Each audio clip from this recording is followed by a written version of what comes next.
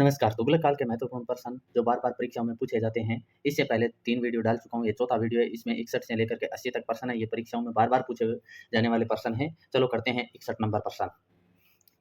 पहले 61 नंबर प्रश्न है, इतलाक एक प्रकार की हुंडी जिसकी सहायता से राज्य के सिपाही राज्य के राजस्व अधिकारियों से अपना वेतन प्राप्त करने में समर्थ था की प्रथा किसने चलाई थी? इल्तुतमिश, बलबन, अलाउद्दीन खिलजी, फिरोज तुगलक। तो किसने चलाई थी? फिरोज तुगलक ने। अगला प्रश्न है 62 नंबर, मोहम्मद तुगलक ने दीवान-ए-कोही नामक एक नए विभाग का सृजन किया। इसका मुख्य कार्य था प्रतिभूमि को कृषि योग्य बनाना, भू राजस्व का बकाया संग्रह करना, उदंड सरदारों को दंडित करना, राजस्व अधिकारियों का पर्यवेक्षण करना। तो इसमें अपना राइट आंसर हो जाएगा प्रतिभूमि को कृषि योग्य बनाना। 1 नंबर ऑप्शन अपना राइट आंसर हो जाएगा।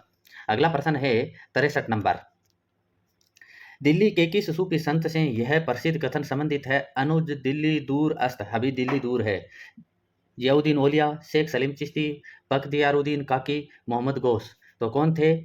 जियाउद्दीन औलिया। अगला प्रश्न है 64 नंबर, फिरोज तुगलक के कुतबे में सभी पूर्ववर्ती सुल्तानों के नाम सम्मिलित थे। निम्नलिखित में से नामों में से कौन सा एकमात्र अपवाद था? कुतुबुद्दीन ऐबक, बलबन, कुतुबुद्दीन मुबारक खिलजी, मोहम्मद बिन तुगलक। यानी किसका नाम सम्मिलित नहीं था? तो कुतुबुद्दीन ऐबक का नाम है उस खुतबे में सम्मिलित नहीं था और सभी सुल्तानों के नाम है वो सम्मिलित थे। अगला प्रश्न है 65 नंबर,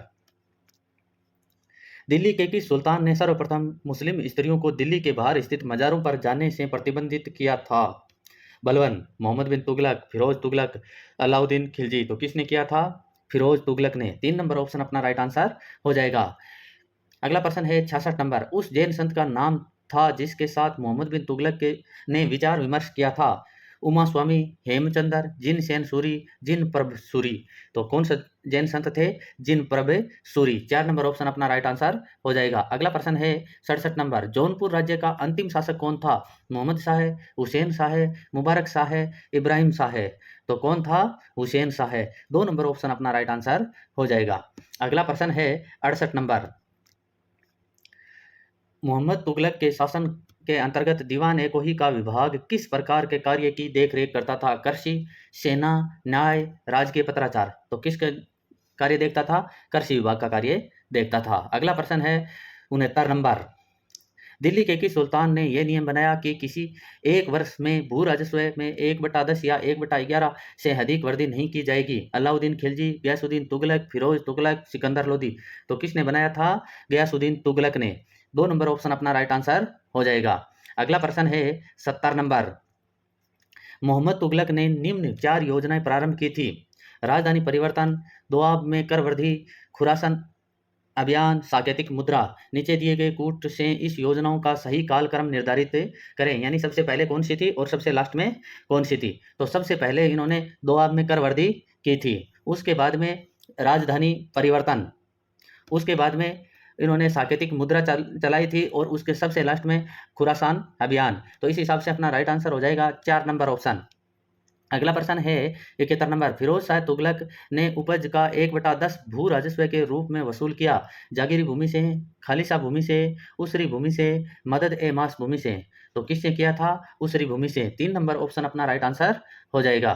अगला प्रश्न है 72 नंबर, निम्नलिखित किस सुल्तान के शासन में प्रशासन में स्वयं घूसखोरी को प्रोत्साहित किया गया था? यानी कौन सा सुल्तान था जिसने अपने शासन में घूसखोरी को प्रोत्साहित किया था? बलबन, जलालुद्दीन, फिरोज तुगलक, इब्राहिम लोदी। तो किसने किया था?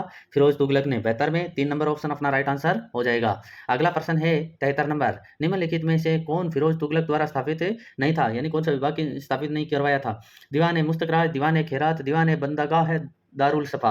तो कौन सा विभाग स्थापित नहीं करवाया था? दीवान-ए-मुस्तखराज। 1 नंबर ऑप्शन अपना राइट आंसर हो जाएगा। अगला प्रश्न है 74 नंबर, निम्नलिखित सुल्तानों में से किसे खलीफा से सैयद उल सलातीन की पदवी प्राप्त हुई? इल्तुतमिश, बलबन, अलाउद्दीन खिलजी, फिरोज तुगलक। तो किसे प्राप्त हुई थी? फिरोज तुगलक को। 4 नंबर ऑप्शन अपना राइट आंसर हो जाएगा। अगला प्रश्न है 75 नंबर, सोन दर शब्द का प्रयोग किसानों को दिए जाने वाले ऋण के रूप में किस के समय में हुआ? बलबन, अलाउद्दीन खिलजी, मोहम्मद बिन तुगलक, फिरोज तुगलक। तो किसके समय हुआ था? मोहम्मद बिन तुगलक के समय।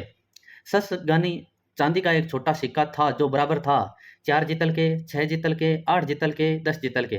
तो किसके बराबर था? 6 जितल के। 2 नंबर ऑप्शन अपना राइट आंसर हो जाएगा। अगला प्रश्न है 77 नंबर। निम्नलिखित सुल्तानों में से किसने बहराइच में सैयद सलार मसूद गाजी की दरगाह की यात्रा की थी? गयासुद्दीन तुगलक, मोहम्मद बिन तुगलक, फिरोज तुगलक, बहलोल लोदी। तो किसने की थी? फिरोज तुगलक ने। 3 नंबर ऑप्शन अपना राइट आंसर हो जाएगा।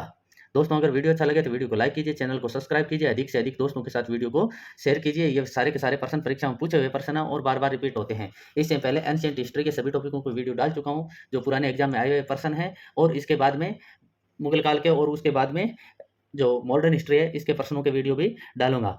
और प्यारा सा कमेंट भी कीजिए, अगर कोई सुधार भी करना है तो वो भी बताइए। अगला प्रश्न है 78 नंबर। निम्नलिखित सुल्तानों में किसका जैन विद्वानों से घनिष्ठ संबंध था? कुतुबुद्दीन ऐबक, बलबन, अलाउद्दीन खिलजी, मोहम्मद बिन तुगलक। तो किसका था? मोहम्मद बिन तुगलक का संबंध जैन विद्वानों से बहुत घनिष्ठ था। 79 नंबर प्रश्न है, किसने कहा था मेरा साम्राज्य रुग्ण हो गया है और यह किसी भी उपचार से ठीक नहीं होता? वैद्य सरदर्द ठीक करता है और तदनुपरांत बुखार हो जाता है, वह बुखार ठीक करने की कोशिश करता है तो कुछ और हो जाता है। अलाउद्दीन खिलजी, गयासुद्दीन तुगलक, मोहम्मद बिन तुगलक, फिरोज तुगलक। तो ये कथन किस सुल्तान का है? मोहम्मद बिन तुगलक का। इस वीडियो का अंतिम और 80 नंबर प्रश्न, वह दिल्ली सुल्तान जिसके यहाँ चीन के मंगोल सम्राट का एक शिष्टमंडल कुछ बौद्ध मंदिरों को देखने की अनुमति के लिए आया था, कौन था? बलबन, मोहम्मद बिन तुगलक, फिरोज तुगलक, सिकंदर लोदी।